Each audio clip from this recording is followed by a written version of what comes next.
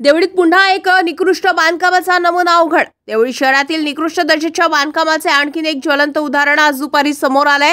Deoli bus stop जवळ बिकाणे sweet mart समोर शहरात प्रवेश करणारा ट्रक नालीवरील स्लॅब तुटल्याने थेट नालीत कोसळले। या अपघातामध्ये वाहनाचं मोठं नुकसान झालंय, तर स्थानिक नागरिकांमध्ये प्रचंड संताप व्यक्त होते।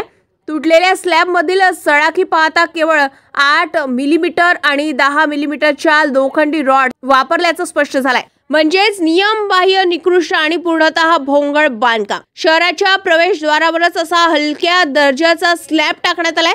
हे देवळीतील भ्रष्ट प्रशासन व ठेकेदारांच्या संगमताचं स्पष्ट होतं असल्याची नागरिकांची टीका आहे।